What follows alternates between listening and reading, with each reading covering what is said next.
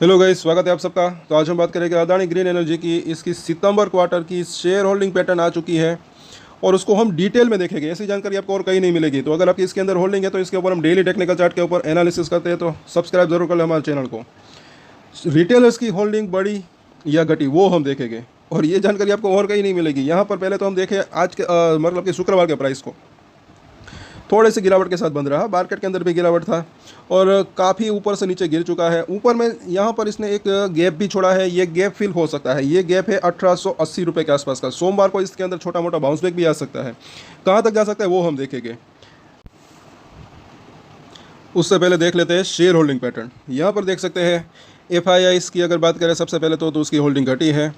17% के आसपास थी, वो 15% के आसपास रह गई। डी की बात करें तो थोड़ी सी घटी है उसकी होल्डिंग, 1.46% थी, 1.45% के आसपास रही। पब्लिक की बात करें तो उसकी होल्डिंग भी घटी है, 24% के आसपास थी, वो 22.5% के आसपास की रही। लेकिन एक चीज़ है कि ये पब्लिक शेयर होल्डिंग पैटर्न है। पब्लिक के अंदर ये रिटेलर्स की सिर्फ इसको नहीं कह सकते, मतलब कि रिटेलर्स के साथ साथ दूसरे लोग भी इसके अंदर हो सकते हैं। अभी हम रिटेलर्स की भी जो है शेयर होल्डिंग पैटर्न देखेंगे। साथ साथ ऊपर ज़रा देखें, प्रोमोटर की शेयर होल्डिंग पैटर्न जो है होल्डिंग वो बड़ी है, 57.5% के आसपास से लेकर 61% के आसपास रही। तो ये चीज़ यहाँ पर क्या दिख रहा है, पॉजिटिव दिख रहा है, क्योंकि प्रमोटर को जो है कंपनी के ऊपर भरोसा है, ये दिख रहा है, उसने अपनी होल्डिंग बढ़ाई है। और ये जो पब्लिक शेयर होल्डिंग पैटर्न वो हमने देखी। अब इसकी हम देखते हैं रिटेलर की शेयर होल्डिंग पैटर्न, मतलब कि रिटेलर्स की होल्डिंग घटी या बढ़ी, वो हम यहाँ पर देख लेते हैं आगे।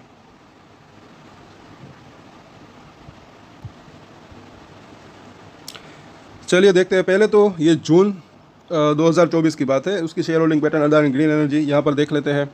तो उसका अगर देखें रिटेलर्स कहाँ पर है ये हम देख लेते हैं। ये जो 2 लाख से कम का जो निवेशक होते हैं, ये नहीं बल्कि ये तो 2 लाख से ऊपर के निवेशक है, ये है। जो कि 2 लाख से नीचे के जो निवेशक होते हैं उसको रिटेलर्स कह सकते हैं। तो यहाँ पर आप देख सकते हैं कितनी होल्डिंग थी, इतने रिटेलर्स थे, तकरीबन 7,28,000 के आसपास ये इतनी संख्या, और इतने शेयर्स उसके ऊपर उसके पास थे, 3 करोड़ और 34 लाख के आसपास। और परसेंटेज के अंदर देखिए तो 2.11% के आसपास।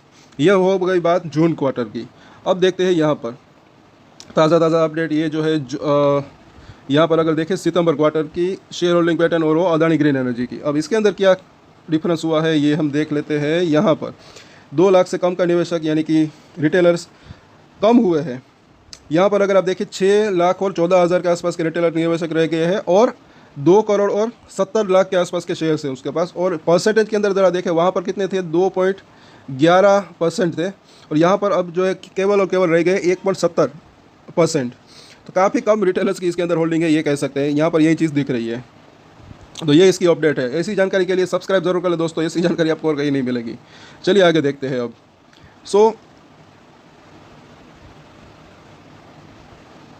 15 मिनट का चार्ट अगर हम देखते हैं तो यहाँ पर आप देख सकते हैं हुआ क्या इसके अंदर। गुरुवार के दिन ये गिरावट लगातार, उसके बाद यहाँ पर इसने जहाँ पर सपोर्ट लिया था शुक्रवार को भी उसी लेवल के आसपास सपोर्ट लिया। अभी 1780 का जो लेवल है सपोर्ट बना हुआ है, और थोड़ा सा तेज़ी दिखाने की कोशिश की, लेकिन फिर बाजार में वापस से गिरावट आ गई। तो इसके अंदर भी गिरावट आई, ज़्यादा नहीं बल्कि थोड़ी बहुत। अब यहाँ पर देखते हैं वीकली चार्ट। तो यहाँ पर भी अगर हम देखते हैं तो 5 और 9 वीक के मूविंग एवरेज के नीचे क्लोजिंग हुई है। थोड़ा सा स्ट्रेंथ के अंदर कमी आई है, जिस यहाँ पर दिख रही है। 2 हफ्ते अगर देखें इन दोनों ही मूविंग एवरेज के ऊपर बना हुआ था, और बाजार के अंदर भी गिरावट थी। ये गिरावट इसी वजह से हुई है, यहाँ पर ये चीज़ दिख रही है। 9% के आसपास गिरा है पूरे हफ्ते की बात करें। यहाँ पर अगर देखते हैं तो नीचे में इसका सपोर्ट 1680 के आसपास का दिख रहा है। निचली लाइन बोलिंजर बैंक की यहाँ पर है, वीकली चार्ट है, मिडिल लाइन को तोड़ दिया है। अब अगले हफ्ते इस लाइन मिडिल लाइन के ऊपर अगर ये फ्राइडे तक क्लोजिंग दे दे तो अच्छा रह सकता है, वापस वो स्ट्रेंथ वापस आ सकती है। उसके बाद ये जो ऊपरी लाइन है जो कि 2000 के आसपास है, वहाँ तक जाने की संभावना रह सकती है वापस।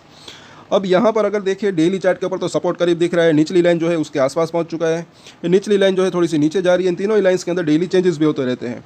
इसकी जो 1730 का आसपास जो है एक सपोर्ट मिल सकता है। मिडिल लाइन जो है वो है 1920। तो अगर ज़्यादा तेज़ी आती है तो यहाँ तक जो है इसको एक पहला एक रजिस्ट्रेशन का सामना करना पड़ सकता है। बस ये लेवल पार करे फिर ये 2100 तक जाने की संभावना इसकी रह सकती है। और यहाँ पर अगर देखें MACD को तो बेरिश क्रॉसओवर हुआ है, अभी ये जो है बरकरार ही है। बेरिश क्रॉसओवर हुआ था 2-3 दिन पहले ही, लेकिन अगर RSI को देखें तो 38 के आसपास पहुँच चुका है। इसी वजह से सपोर्ट एरिया जो है वो इसका करीबी दिख रहा है। और यहाँ पर हम देखें आगे अब इसके सपोर्ट और रजिस्ट्रेशन। सोमवार की अगर बात करें तो मुझे ऐसा लग रहा है कि एक बाउंस बैक की संभावना रह सकती है। कहाँ तक बाउंस बैक जाता है वो देखना बनता है, और ये जहाँ पर जो गैप छोड़ा था 1880 के आसपास, वहाँ तक जाता है नहीं, वो गैप फिल होता है नहीं, वो देखना बनता है। और साथ साथ एक ये 5 और 9 डेज़ का जो मूविंग एवरेज है ये भी इसके लिए हर्डल बन सकता है, क्योंकि इसको फास्ट मूविंग एवरेज भी कह सकते हैं। अब अगर देखें बाजार संभलता है, सब कुछ बढ़िया रहता है, तो ये दोनों ही मूविंग एवरेज पार होकर ऊपर टिकने लगे तब वो स्ट्रेंथ वापस आ सकती है, ऐसा लग रहा है जैसे यहाँ पर था।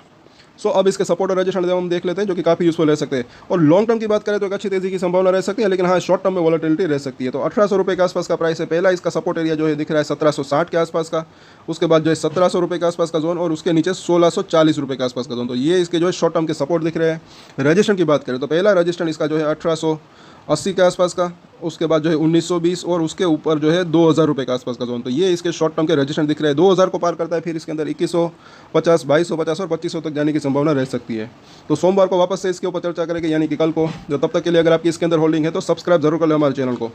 और एक स्टैंडर्ड डिस्क्लेमर जो कि मैं हमेशा देता हूँ, आप कोई भी ट्रेड ले उससे पहले अपनी रिसर्च करें, अपने फाइनेंशियल एडवाइजर की सलाह लें, उसके बाद ही कोई डिसीजन ले।